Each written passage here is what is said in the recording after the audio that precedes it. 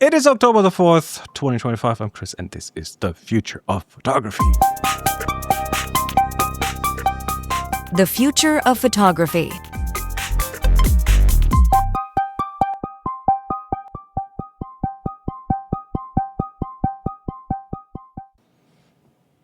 Good what? Good evening, good morning. Hey, good morning. Hello to good the morning. world, Jeremiah, Adrian. How are you guys doing? Good morning. I'm doing very well, thank you. Yes, all good. Good to hear. Good to hear. So, LA on the line, London on the line, and Hanover on the line. We want to talk about, well, actually, one thing I want to just ask you, Adrian, from last week. How did your AI experience go with editing photos using one of these things you talk to? Or it was awesome for 5 minutes. Until it didn't work, right? Until I thought to myself, it's taken me ages to get the same result I could do with 2 sliders in an app. Which is true with all new technology. Early on, it's crappy. It's the first digital cameras were 12 pixels and didn't look good. And now look at what we have. So no, I'm not against it in any way. But for me, it was a fun experiment. But yeah, I'll stop there. I would say that if you've taken a picture, you're on a hike. You're an influencer, as you no doubt are. Oh, we all are influencers, right? I'm an influencer. An influencer. You look at your phone and you're on the hike and you go, I want to post this right now. And you're making your edits with your earbuds as you go. Yeah, you talk through your edits with your assistant, right? No. Why would you spoil a really good hike by wearing earbuds, trying to post things on the internet, worrying about connection? Why would you not just enjoy being out in nature without a screen? Are you saying you're hiking in places where there's no connection? Really? Excuse me. Is that like a 19th century? In my house. Is that a 19th century sensibility? No. Don't you hike? Not. Don't you hike like this? No, I don't. Because if I did, I'd be dead. Because I would have fallen off a mountain, or walked into a tree, or been eaten by a bear. Not that we have bears in this country. Well, I was just wondering. You don't even have proper mountains in Britain, right? No, we don't have proper bears either. And no forests and nothing. Okay, we got Paddington and Pooh. Exactly. Other than that, we're a bit bereft of bears. All right, so that was kind of what I expected to hear from you. So we'll see how this whole thing develops over the next years. Let's talk about a fun experiment that I came across, and I had to recreate. And that is a YouTube channel called WRT Film, and they made a video about shooting infrared using an iPhone. Now, if you've ever done infrared photography, so first of all, what is infrared photography? Originally, film is sensitive to infrared light. It makes a picture. So infrared light is the light that is beyond red that we don't see with our eyes. It's not part of the visible spectrum. And then when digital cameras came along, people noticed that they're not really good at shooting infrared because they have an infrared filter in front of the sensor. So if you hold on, I'm so happy to have one of these things. This is a sensor, and what I'm doing is I'm touching. You can hear it. I'm tapping my finger on the sensor, but I'm not tapping it on the sensor. I'm tapping it on a filter that is in front of the sensor. So I have no way to really touch that sensor. And that filter filters out ultraviolet, infrared, because those are usually not necessary for a picture because we can't see them. So they cause more harm for photography, usually cause more harm for photography than they do good. So this gets filtered out. So what do? You get a camera, maybe a used camera from somewhere, and you send it in to someone to modify it. And then they rip out that filter and replace it with a clear piece of glass that lets infrared through. That's kind of the usual the usual way to do that. And then you have a camera that is dedicated to either full spectrum photography or just infrared photography. So if you have a full spectrum sensor then that captures everything, you can put what's called an infrared filter in front of it. Even though it doesn't filter infrared, it filters visible light. It lets infrared through. So that's kind of the usual way. You have the camera, you have it modded, you take that filter that looks black, can't really see much through it because it filters out visible light. And then your camera sees only the infrared, and then you do a few magic things developing that, and then you have those typical infrared photos that have all the foliage is white. Everything that's green in the photo, the leaves on the trees and the grass on the ground is white, and everything looks kind of surreal. We've seen that very prominently just recently in the cinema in Dune 2.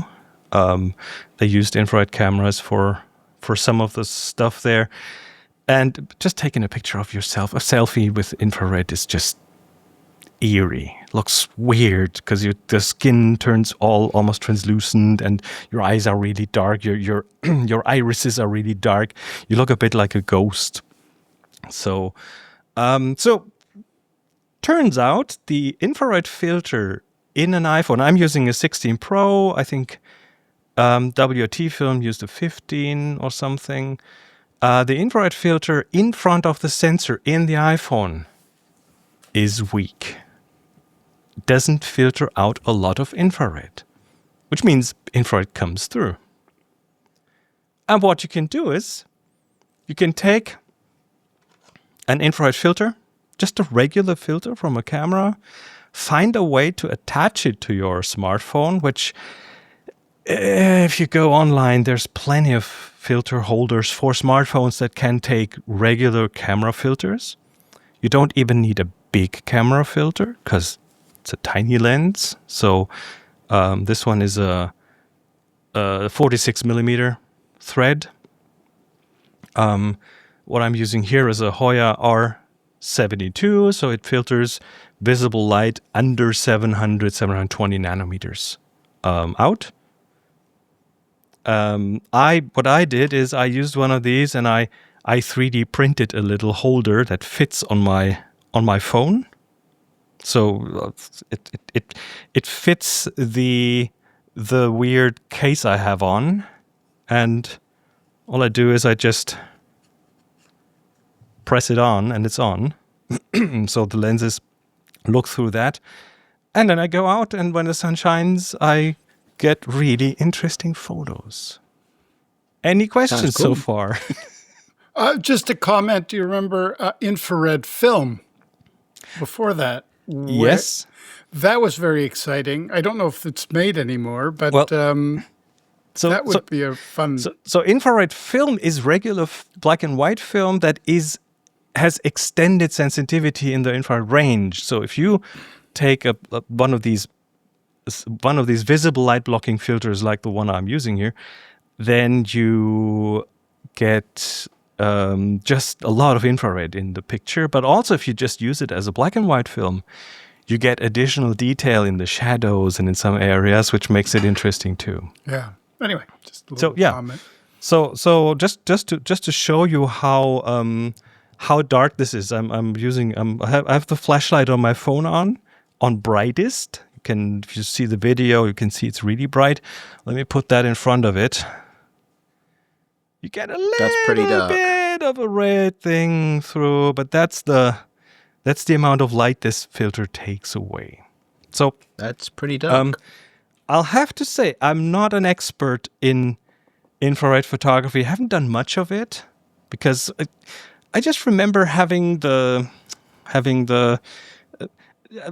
I remember I had the chance to have a camera modded, but then it felt like it was for something that I don't really use that often. It wasn't worth keeping that camera around, and so I just decided, yeah, probably not. So now having the ability to do that, is a lot of fun, and I had a lot of playing and a lot of experimenting. Because again, I don't have a lot of experience with infrared photography. So, Well, I would say that I've done my share of infrared photography, both in film, slide film, and digital film. I have a Lumix that I modded, and a small one that I just kind of take out sometimes with a lot of greenery or forest walks.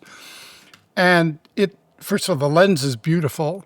I have several different infrared filters, which of course allow different kinds of light through.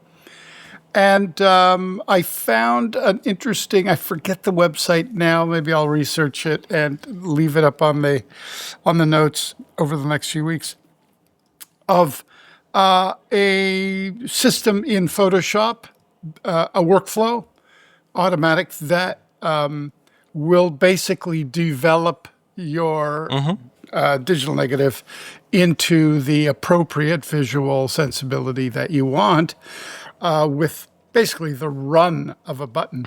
And right. So fabulous.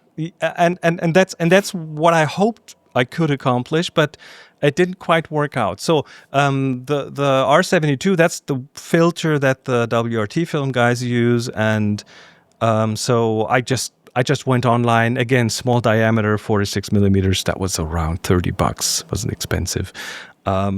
So I used that and later found out, that filters so much visible light out that you don't really have any color information left. So it pretty much turns it into a black and white infrared photo. And you can get an idea of looking here in the video. This is what comes out of the camera. It's a very red image because there is a bit of visible red that goes through at the end of the spectrum. But you can also see the leaves and the greens, everything's white. And they're not white in reality. So another thing you see is that in the middle, there's a bit of a hot spot. And that has to do with the lens.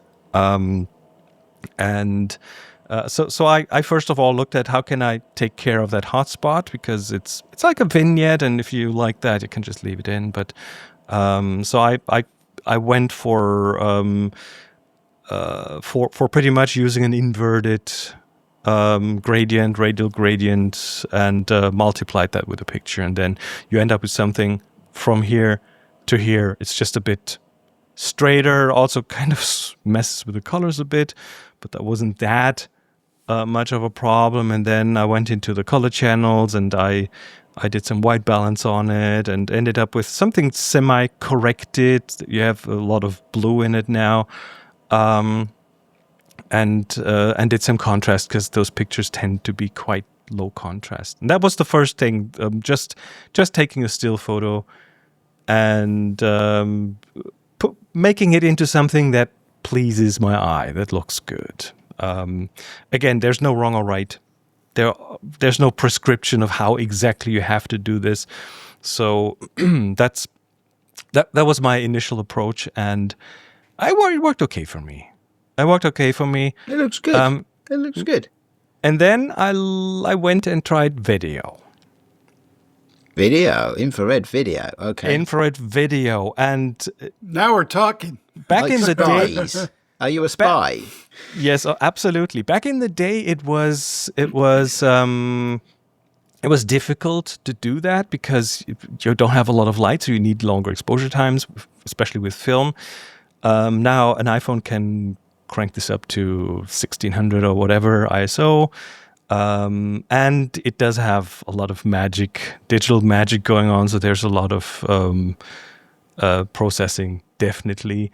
So video went okay as long as there was enough sun. And but of course there are problems, because you remember that hotspot I showed you. Yes, guess what happens with a hotspot if you just film with your regular camera?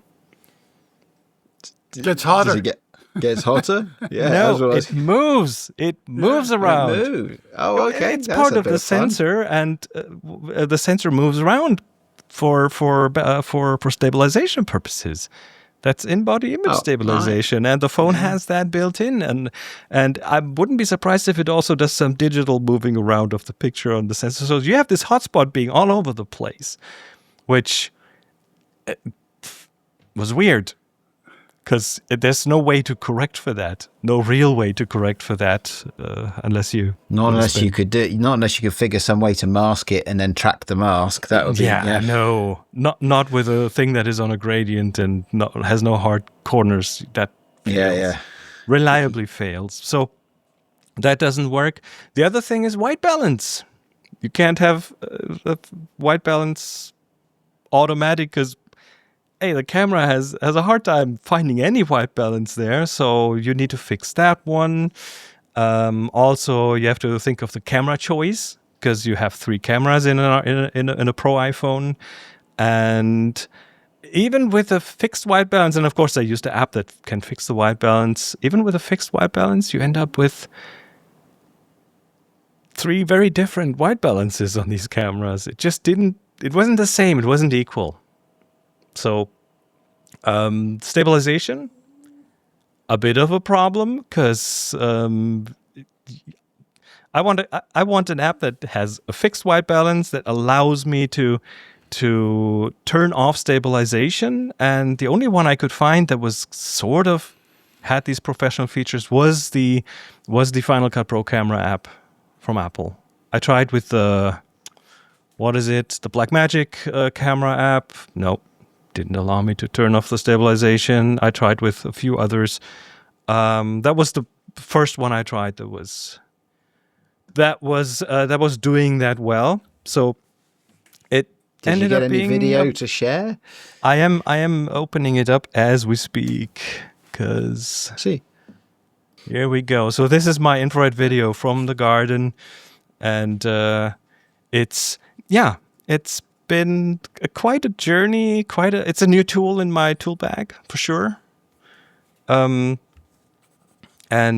just the fact of the green and the leaves and everything turning white is so surreal looking. Interesting. Very interesting. A very, very fun experiment. Totally fun. Yeah. So again, this has a color cast, but this was just my decision to have it turn out this way. There's no wrong, there's no right. But here are some peppers. It's just wild. It's just weird. Some flowers. They just turn into something else. And even this is basil, dark violet leaves, white in infrared. It's just fun. So it turns out that this experiment cost me $30, a bit of a measuring and 3D printing of a holder. Again, this fits just this specific case design, but if you look online, you'll find plenty of clip-on kind of holders for different lenses that will just take a filter and make it part of this thing. You can. I tried. You can even hold it in front of it and cup it from behind, so you don't get any stray light bouncing in from the back. It works just fine. Interesting. Yeah, it's good. It's fun. Yeah, it was fun. It was fun for the effort I put in and the money I put in and the time I put in. It was well worth going that route and trying it out. So. I have that now. I can use it whenever I want. It'd be very interesting to take a still from this, up-res it, and do a large print and just see where it breaks down. Oh, it will break down for sure. But I'm wondering when it will break down because it didn't look too bad. That's what I mean. And I also took regular photos with a fixed white balance and with halide camera app where you can shoot raw with 48 megapixels? Anyway, with the maximum resolution of the sensor. So the resolution should be there. It's probably in the video where you'll see it break down. Yeah, for sure. So yeah, Cool. there's a little playground for you out there. There's some there. I Sounds will like a lot of link. fun. I will link that, or we will link that in the show notes. That WRT film video and my video, and yeah, So I'm going to assume anybody with a 3D printer and any number of phones can just do a search for an STL file for a clip-on filter holder. most likely yes. But I looked on, what was it, AliExpress. I think $10 for a clip-on filter holder for a 46 millimeter filter. Maybe you need a step-down ring. Maybe they're a bit bigger, but that's I found 20 different ones maybe on one little search. So that's not a big expense.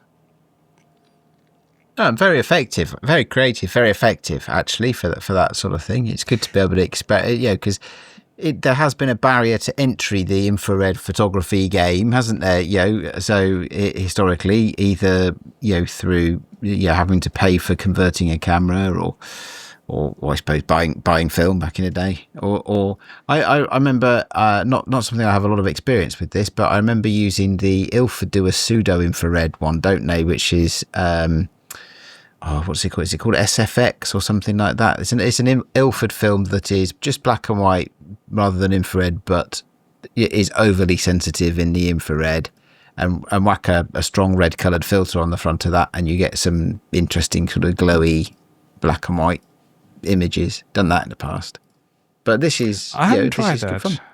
I haven't tried that, but here's a page of like results for these clip-on things that. Again, this one is 99 cents. So we're not even talking expensive here. The time and plastic and electricity that I spent on mine is probably more expensive than just ordering from somewhere. Yeah. Anyway, Probably. we have I have a new toy here, and I'm really happy that I have that. And it would have worked just fine without a 3D printer, just by holding it in front of it. That was my first experiment to see if it's even worth doing. And it turned out, yep, absolutely. Also, it worked quite well even without bright sunlight. So if the weather is overcast, it still did its thing. I once read an explanation that I'm trying to dig that out. I'll have to dig that out. What exactly happens with the light being reflected from the green leaves? Why they turn white? It's not as simple and obvious as it's usually said, that the green filters it out or something like that. There's a bit of a more of a complicated explanation. I think if you go online, you can. I think if you can go online, you could probably find, I think I have it somewhere buried in my files, a PDF booklet on all manner of infrared photography. And just, again, a simple perplexity search should probably pull it up. And I'm sure if you searched Amazon, somebody's published a book on the technical aspect as well as the aesthetics of infrared photography for those interested. But it is a look, and a very specific one, and lots of fun, both color and black and white. Yeah, for not having it done before, I was really happy with the results. Someone said, you'd need a infrared filter that starts more in the 600 to 650 nanometer range, because that includes a bit more color information, and then you can get a different kind of picture. But even that was plenty fun. So there we go. Unusual experiment, new tool in the tool belt. Good stuff. Fun Excellent. Stuff. Yeah. So everyone try this out. Check the show notes. Everything's in there. Yeah, show notes will have the links to the YouTube channel that you've talked about, Chris, and for those that don't get to watch the video, the YouTube shorts that you've just posted that we've just been looking at. Video stuff looks fun. Yeah, it does. Cool. It does, absolutely. As long as you take care of the stabilization, it's not good. If it's stabilized, it's hard to deal with. Yes. Anyway, it'd be interesting to see that at some point, just to understand just how much movement there is in the sensor of the phone just to try and keep. It'd be an just out of pure curiosity to see how much sensor movement there is, because it's because of course the whole point of the stabilization is to disguise the movement, right? But it'd be good to understand just how hard it has to work. And for that, it has to work really hard. It was interesting. I don't have an example here, but it was, and I shot everything vertical, so side to side, it went like over the edge almost. Like the spot would really dig into the edge. There's a lot of movement there, especially if you try the telephoto camera. Being able to hold that still. I was not able to hold it still in my hands because first of all, the telephoto of course amplifies that, and second, it's super light. There's no inertia, no nothing with a phone. So yes. I leaned against trees and walls and things and tried to really stabilize that, trying to conjure up everything I learned about photography over the last 30, 40 years, and I ended up.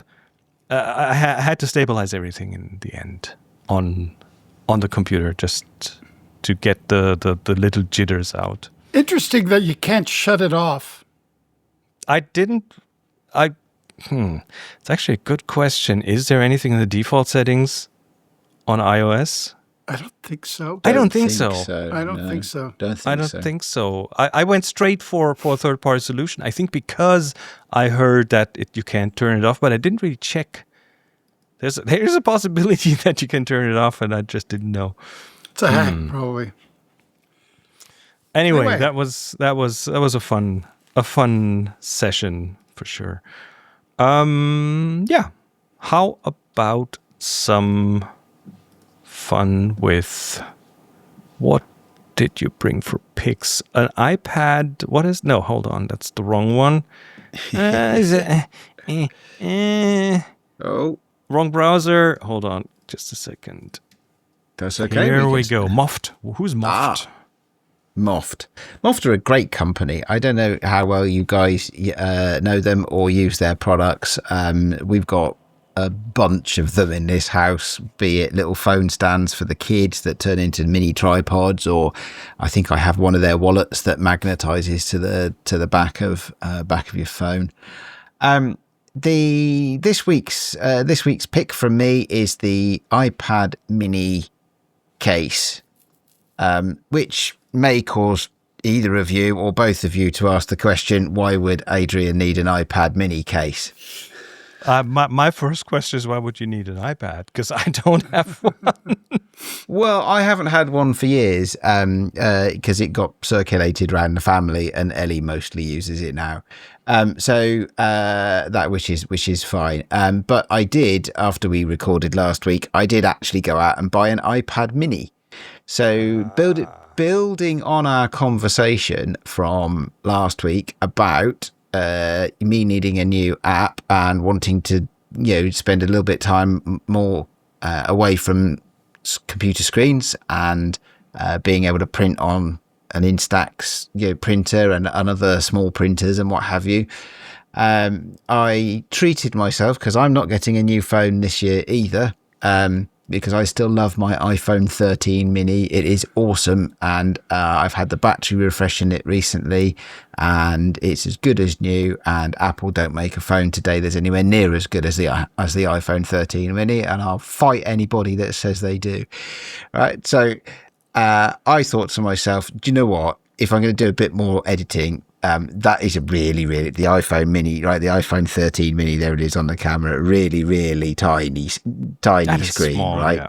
Yeah. Whereas the iPad mini is significantly larger. There's the iPad mini screen. It is. I'm holding it in one hand, right? That's without any bother at all. I can hold it in one hand.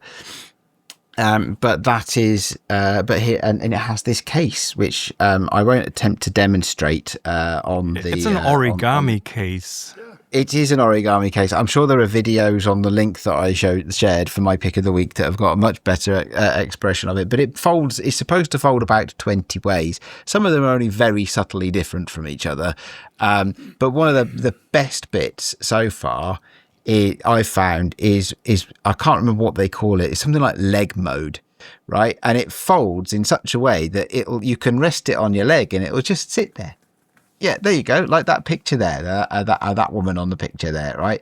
It folds in such a way that you can rest it on your leg and it literally just stays there very comfortably. So if you're reading a book like in the Kindle app, or if you're watching a video, or even doing some creative work, it'll just sit there, which is lovely. How often can you use an iPad and not have to actually hold it if you're just sitting on the sofa? So that's my pick. And then you can't get up because it's stuck on your leg. It's like having a cat on your lap, and no, I'm just kidding. It's okay. It looks fun. It looks nothing like having a cat, Chris. Isn't it? Nothing at all like having a cat. Anyway, I'm a dog person, not a cat person. It looks fun. Cool. It is, and more to come on iPad Mini, I'm sure, at some point when we're short of good material for a show. All right. I'm bringing us. Okay, so I'm a user of Serif's Affinity products, Affinity Photo, Affinity Designer. Designer is my go-to for a lot of the editing that's not very photo specific, but just graphic design specific. And they had their version 1 out of the suite, and they had a version 2 out. And then they got bought by Canva.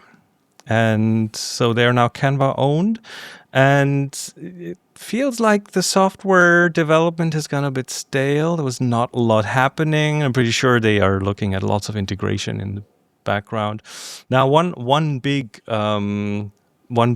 reason why people went for Affinity was that they had a simple pay once, use forever price. No subscription. And very affordable as well. And very affordable and quite capable, very capable. So if you're a Photoshop user, it takes a bit of getting used to, but a lot of the things in there are competitive. So it was, for a lot of people, was a go-to because they didn't want to shell out every month for Adobe products.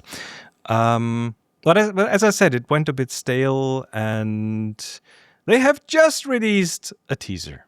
So there's nothing really happening there, but a teaser video that says creative freedom is coming, which there's nothing in the video other than that, pretty much. And and then they sent out a few emails. I received an email after I signed up for the newsletter, because of course that's what I do. I want to see what's happening there.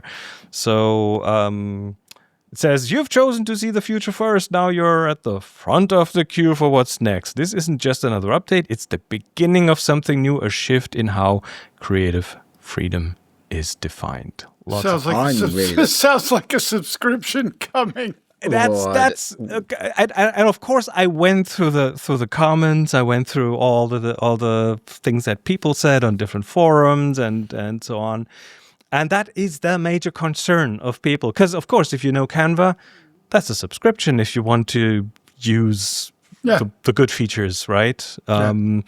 And they early they said that no, we're not touching Affinity. That's for our professional users. And but now this really version 3, maybe new branding, maybe new business model. I have no idea what's coming, but October 30th, that's when they want to release things and tease. They want to tease a lot in between. That's what they said. So the future is close. I'm looking forward to hearing what they say. Right? Me too. I appreciate the skepticism about a subscription model, because Canva is certainly that, and always has been. Right? Canva didn't exist in the days when you could actually buy fair enough. I mean, they started with a subscription, right? So fine. Affinity. Yeah, absolutely. So. But I'm really interested because I don't know whether you'd call it the word escapes me. The only word I can think of is metaphor, right? The way the user interface works in Canva and the approach to it, almost the philosophy of it, is very, very different from. It's a template-based system. Yeah, and I honestly, I've tried Canva, and honestly, I struggle a little bit because it is so very different to all the tools I've used for so many years. And it's what so I'm not saying it's bad in any way. It seems to No. be very powerful, and its main use in our household is in Emma's Etsy shop, right? So everybody, liftmeupcrafts.co.uk. There we go. Get the advert into the show. But she uses it a lot, and it works really well. And she uses it for doing layouts and all sorts of stuff. And it looks like a fantastic tool. You could use it for your zine design. Oh, it does videos. It does a lot. Very good for that. Of media, and I've used it. I've a friend of mine who wanted to do a flyer for his like a brochure for his music workshops. I pointed him to Canva. He had a thing done in an hour. I think he's not a mashup, graphic designer, right? I think there's two. That's definitely one of the mashups I was thinking of, right? So the Affinity product I use most actually is Publisher, which is their equivalent of Adobe InDesign. It's the one that can be used for It's the bookmaker. It's the bookmaker, right? It's the one that you can do and send things off to print.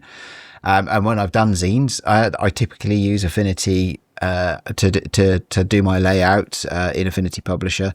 But that, one of the things I really love though, because of course doing photographic zines, sometimes you have to tweak the photos, right? But and that's seamless in the Affinity suite. You literally just click on the photo persona icon, and it immediately switches the whole application to Affinity Photo. You make your edits, and then just click back into Publisher, and it's there, and it's seamless. And I suspect Adobe has something equivalent. But I'd love to see that kind of mashup between products, between the metaphor that Canva uses and the metaphor that Affinity uses, and see what could happen. That could be awesome. Oh, I find the idea of some integration there very exciting. But I'm cautiously waiting and cautiously pessimistic. I'm not sure. I mean, I give them the benefit of the doubt. All I've seen so far is people really being unhappy of the prospect of a subscription there, and that's. Do you know what this reminds me of? This reminds me of the days many years ago when I used to work for IBM. IBM bought one software company a week, pretty much. They were always buying software companies. And they typically would buy something that could be deployed really quickly, almost like what you'd call a turnkey solution. And by the time IBM had integrated it into the IBM software family, you couldn't possibly deliver anything with that software product anymore without 10,000 person days of professional services alongside it. Of course. So,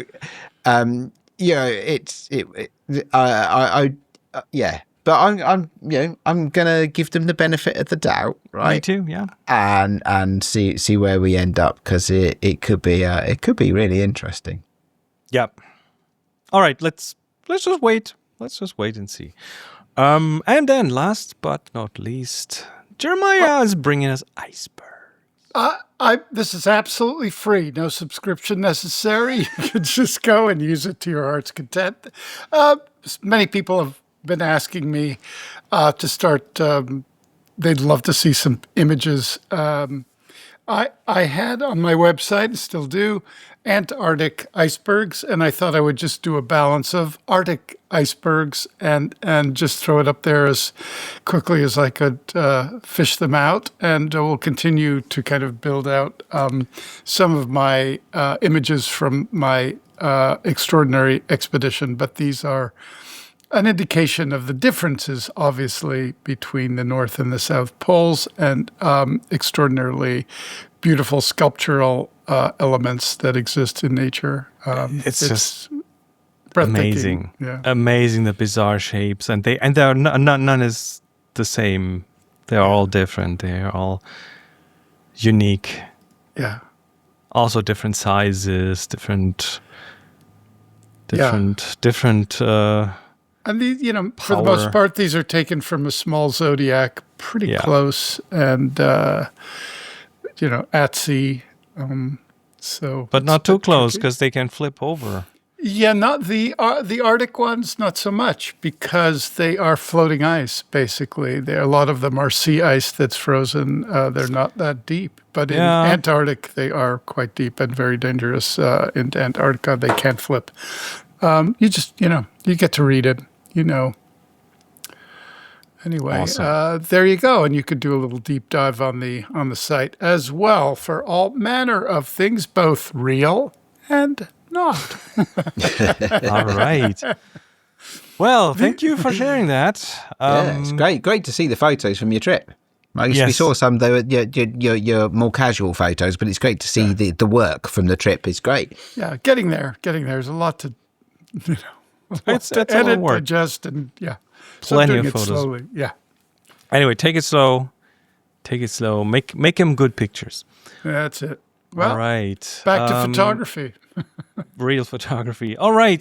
Thanks everyone for joining us here on our little podcast. You can find us online at thefutureofphotography.com. You can join us on our Discord to get in a discussion with us, or just watch the videos and see the photos and things that we share here. So that's it. Until next time, everyone, take care. And Bye-bye. Bye. bye-bye. You've been listening to The Future of Photography. Join the discussion on our Discord, find the show notes and all episodes at thefutureofphotography.com, and subscribe wherever you listen to audio.